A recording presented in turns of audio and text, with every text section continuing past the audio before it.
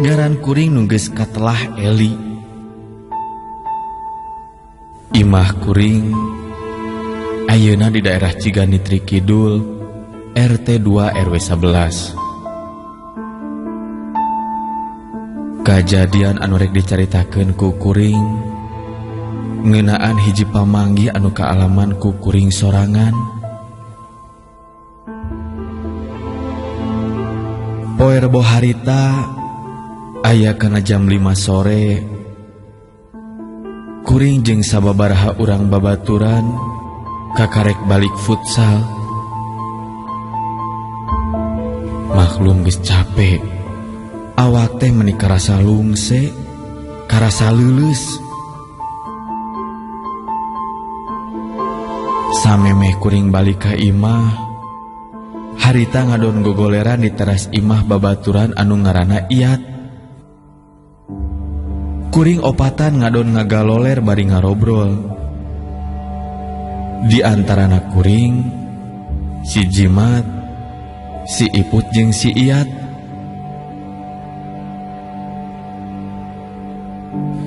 Yat, Oi, engke penting maneh moal ka mana kitu? moal. Nah rek aya naon kitu? Geus lila teu main karambol. Kumaha? Lamun engke penting urang main karambol. Sarua atuh. Saya oge geus lila teu ngadon main karambol. Siap lah. Ke saya nyamper ka dilah nya. Tong peuting teuing ka dieu nya. Urang sakalian ngaliwet.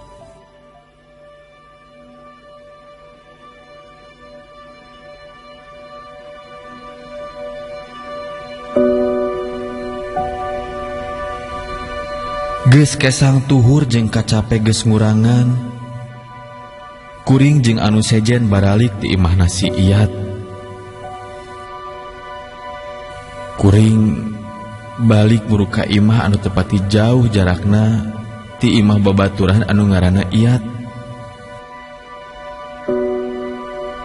Teu lila kuring leumpang muruka imah. Kuring geus tepi deui ka imah. Kuring asup ka jero imah, maksud rek ngadon nyokot anduk, rek ngadon bebersih mandi.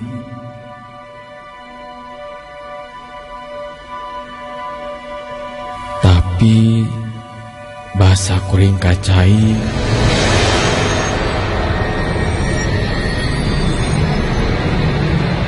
Kasampak di cai sumur keur aya nu mandi.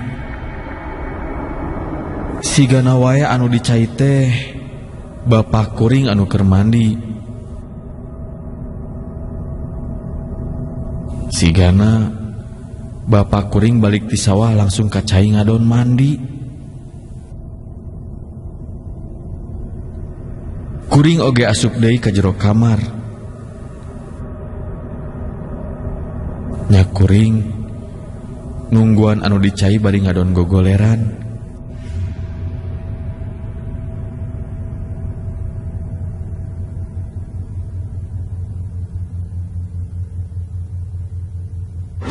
Tapi naha atuh anu tadi nangan ukur gogoleran derwe kuring jadi kasarean.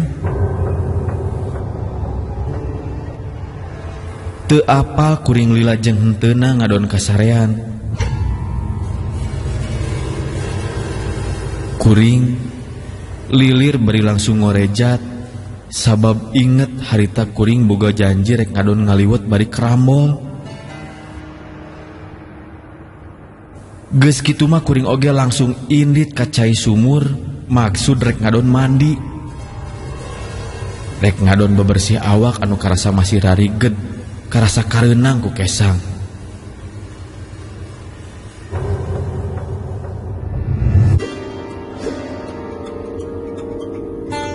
Beres mandi, kuring langsung disalin baju. Kuring gusat gesut, maksud sabada disalin baju rek langsung nyamper ka si Iyat. Malahan kuring teu ngadon dahar heula. Sok sanajan geus ngarasa lapar oge. Da pamikir teh rek ngadon ngaliwet. Nya engke we daharna sanguliwet. Lamun dahar heula ayeuna mah engke dahar sanguliwatna bisi kabur wareg teuing, cek pamikir kuring. Di imah geus sarpi. Padahal cek pamikir harita paling oge kakarek jam 7 peuting. Tapi nu di imah siga nu geus sarare.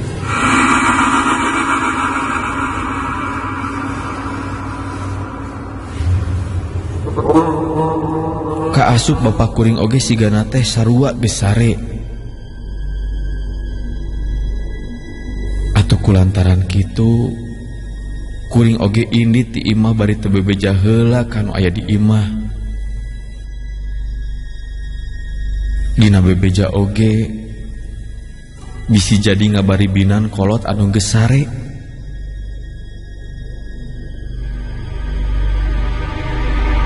Basa kuring kaluar ti imah aya rasa heran nya anu jadi lantaran di saluareun imah leuwih sepi tinimbang di jero imah. Harita kuring teu ninggali kana jam. Nya eta oge cek rasa kuring harita teh kakarek jam 7. Sabab kuring tadi ngadon gogoleran samemeh kacai jeung ngadon mandi teh teu karasa lila. Sigana ngan ukur momenitan. Peuting eta geus taya jalma anu ngulampreng saurang-urang acan. Kaayaan beda ti biasana.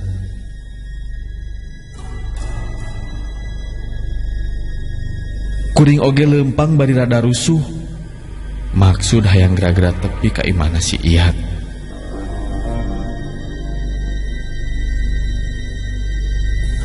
Kuring rek ngadon kerambol jeung naliwet peuting eta teh. Sakumaha nu diobrolkeun tadi sore. Samemeh muru ka imah si Iyat. Kuring oge rek ngadon nyamper heula si jimat anu sarua rek ngadon milu ngariung, ngadon main karambol. Sajroning kuring lempang muru ka imah si jimat.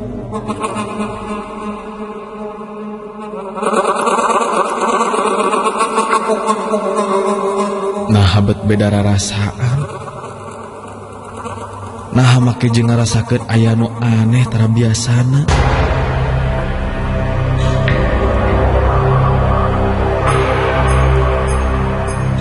Basa geus deukeut ka imahna si jimat. Kuring nu keur lempang jadi rada ngarengkog. Malah kuring oge langsung ngeureunkeun lengkah. Irung kuring ungas ingus. Nu jadi lantaran kuring ngambil sengit kembang anu kacida meleberna.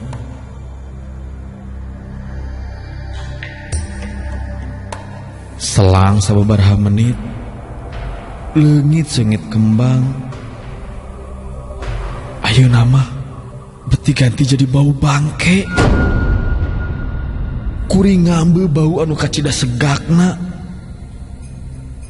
Malah ku ngambil sarupa kitu. Ampir-ampiran kuring oge utah lantaran jadi mural ngambil eta bau sarupa kitu teh.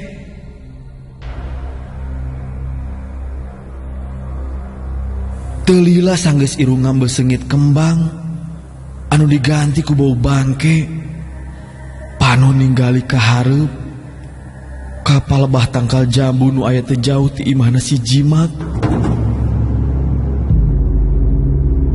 Dihanapeun eta tangkal jambu katinggali siga aya jalma anu ngajentul. Mimiti mah panyangka eta nu keur ngajentul teh si jimat anu keur ngahaja ngadagoan kuring anu rek nyamper manehna.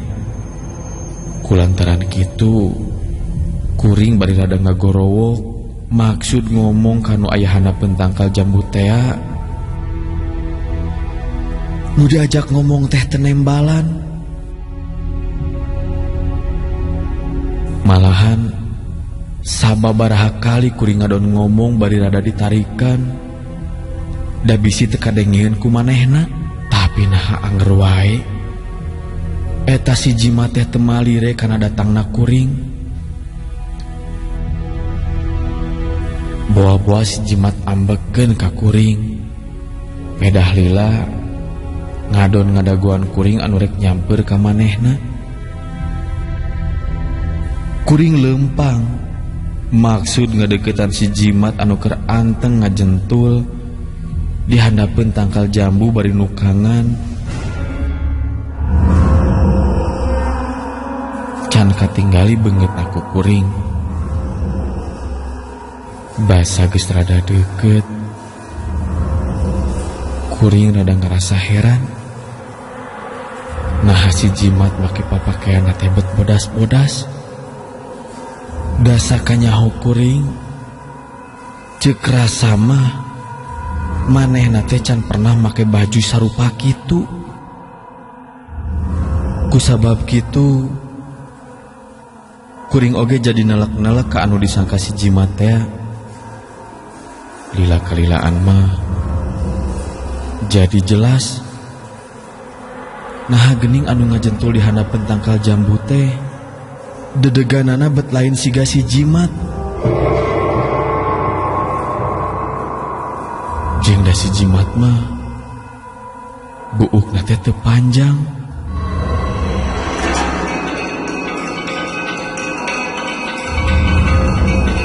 Tapi nah eta nu ngajentul teh buukna katingali panjang bari jeung ngareuwig.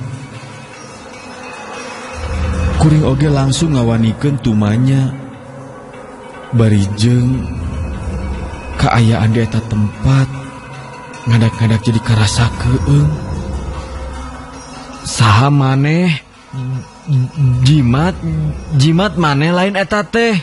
Sanggeus kuring nyarita sarupa kitu, katinggali eta anu aya di handapeun tangkal jambu teh malikeun awakna.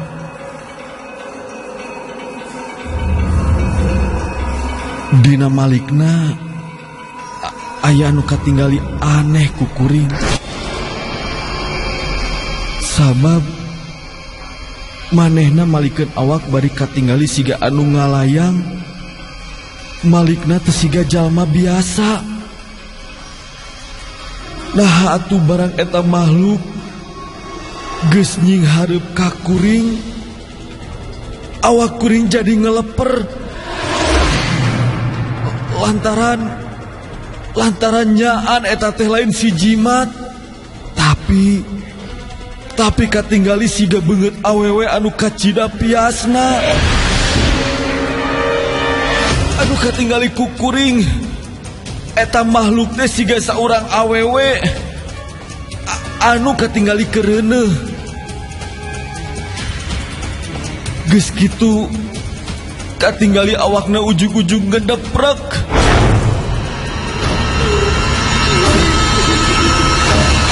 Kadenge eta awewe teh ceurik mending ngalengis. Keur kuring ngadenge ceurikna eta awewe teh nah bet jadi cimpuringkak bulu punuk kuring. Sok komo keur kitu kadenge sora orok anu ceurik gogoaran. Panonna eta makhluk anu ngarupakeun awewe manco ningali ka kuring. Paninggalina siga anu meta tulung ka kuring. Sok sanajan kitu kuring lain hayang nulungan, tapi nu aya mah rasa sieun anu kacida.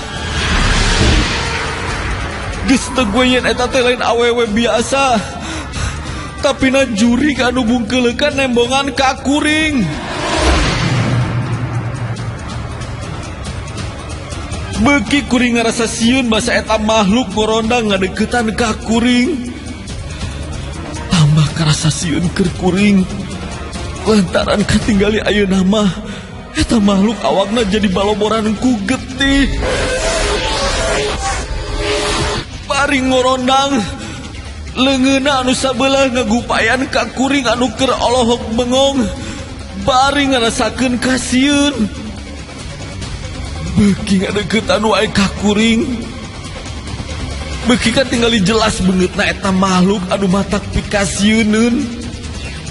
Kuring oge beuki yakin yen eta teh lain jalma biasa, tapi na jurig anu nyiliwuri. Disamperkeun sarupa kitu, kuring mah jadi undur-unduran hayang ngajauhan eta makhluk anu ngadeuketan ka kuring. Sanggeus kitu, kuring oge langsung malikeun awak. Kuring lumpat ka daun muru deui ka imah. Kuring tetulus muru ka imahna si Iyat. Kuring lumpat bari jeung geus teu nolih deui ka cape. Kuring hayang gara-gara tepi ka imah. Satepina ka imah kuring oge langsung gegedor kana panto. Puguh we bapak kuring anu keur sare tibra. Jadi kahudangkeun gara-gara kuring gegedor kana panto.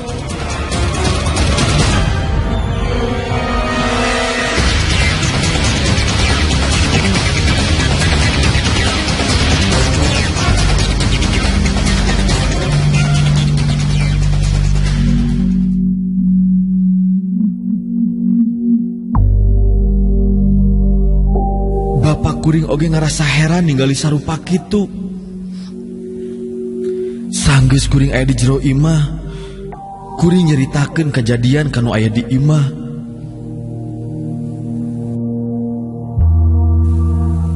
Ngadenge carita kuring sarupa kitu, bapak kuring percaya kana caritaan ti kuring. Anu ningali aya jurig awewe di handapeun tangkal jambu anu deukeut jeung imahna si Jimat.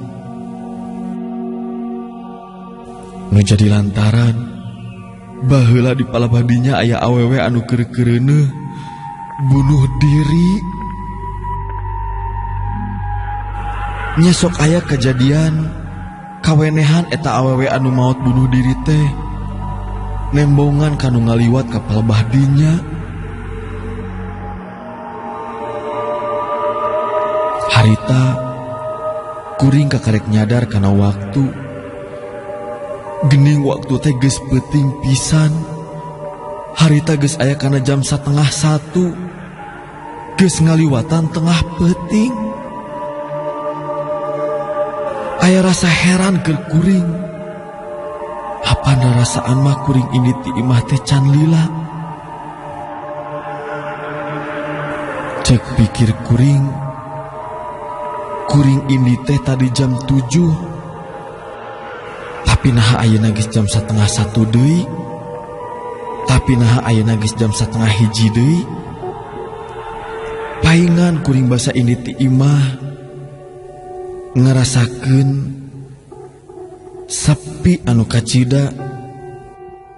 Da geuning kuring kaluar ti imah teh jam 12 peuting. Jadi sigana wae basa kuring kasarean. Sabot kuring nungguan mandi teh rada lumayan lila. Jadi basa kuring lilir teh lain jam 7-an.